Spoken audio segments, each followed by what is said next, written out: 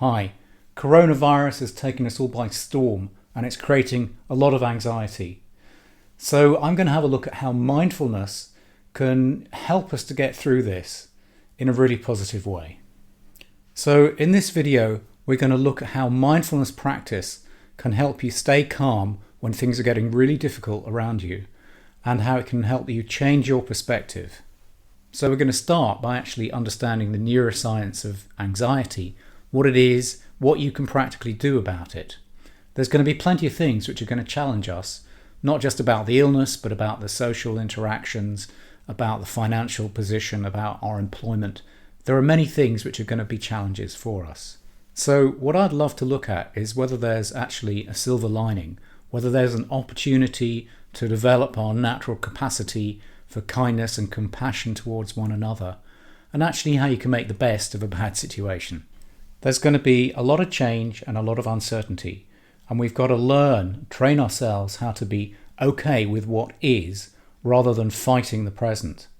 And in doing that, we'll be looking at our stress patterns, the habits we have of reacting to things, learning to stop for a moment, pause, take stock, get perspective, ground ourselves, and carry on. We'll also look at the skill of reframing so that we actually make up a different story about what's going on around us. And one way we can really make a difference in our own minds is by practicing gratitude and realizing the connection between everything and all the things that support us.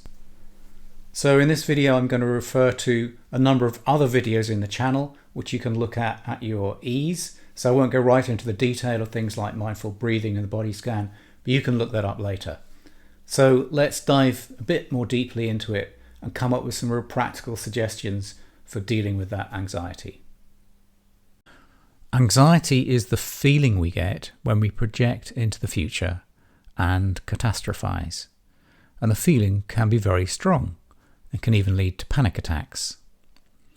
So the first thing to understand is that we only feel anxiety when signals from the emotional brain overpower the thinking brain. Anxiety in itself is not bad. It's actually normal and it's a necessary human emotion because it protects us from threats, keeps us safe. So as humans, it's designed to put us in a heightened state of awareness so we're prepared for potential danger. However, excessive anxiety can put us in a constant state of anxiety where our bodies never turn off the fight and flight response. And we can be overcome by that feeling, even when there's no real reason or cause for it. The main issue is actually that it can manifest on its own without any real trigger or cause. Stress is something that's caused by external circumstances, whereas anxiety is an internal response and an internal creation. So you might recognize some of the feelings like tensing up or a feeling of contraction or heaviness in some part of the body, especially in the stomach. You may have a heightened sense of awareness, fear or sense of dread, and heightened sensitivity to any normal kind of stress trigger. So several parts of the brain are the key actors in this process. The amygdala, first of all, is a very small organ which is deep in the root of the brain. It's like a smoke alarm. It very crudely interprets and is alert to potential danger. Then the hippocampus is the part of the brain that encodes threatening events into memories. So our past history of traumatic events are hardwired here. So once these two guys are triggered, your system gets flooded with stress hormones like cortisol. They're designed to give you a boost in your perception, your reflexes, and your speed in dangerous situations. So your body is turning its full attention to survival. Unfortunately for us, anxiety can be caused just by thinking, by imagining future threats. We do this all the time. We say, what if, blah, blah, when this happens. And our projections are based on our past experience, on how we reacted before, even if that was unskillful or illogical. So, what can you do about this from a mindfulness perspective? Well, a great trick to know is that we can reverse the signals between mind and body. We all know the brain creates tension in the body, but working with our body, we can equally send signals back into the brain, generating a state of calm. Well, the first stage is recognition, knowing quickly when these automated brain processes and chemical changes are taking place. And the key tool for this is regular practice of the body scan. So you can watch the video on how to do that. It helps us to get to know our bodies better and where we tense up. So as you become quicker and more tuned in to the physical sensation arising, your body becomes your early warning system. So this is the time to act at the first moment of tension developing. So at that point, you pause. There's another video on pausing. Pausing gives us a split second where we can interrupt the stress cycle. There's another video on that. Effectively stopping the anxiety building. It also allows the thinking brain to start making logical decisions rather than following automated, learned reactions. If you need a really effective tool, practice mindful breathing. See the video on that. It's a great way to ease the body into a more relaxed state.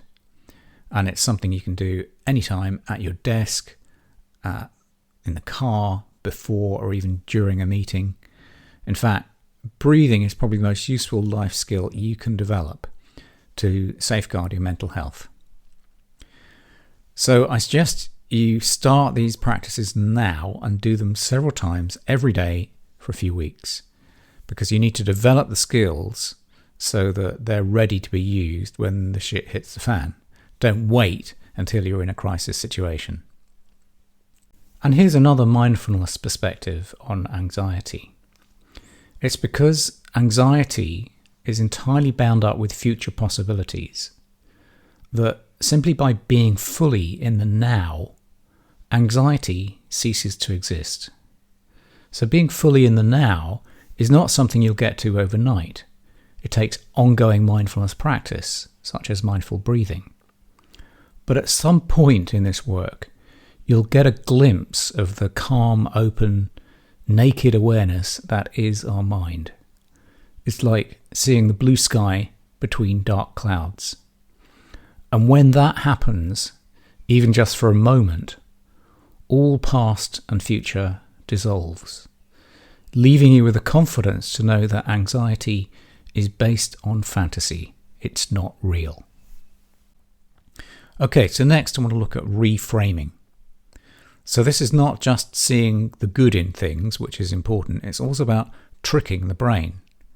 For example, if you're halfway up a climbing wall and anxiety hits you, you could say to yourself, I'm excited. It has a similar feeling, and sending this message to yourself allows you to stay focused and get on with the climb.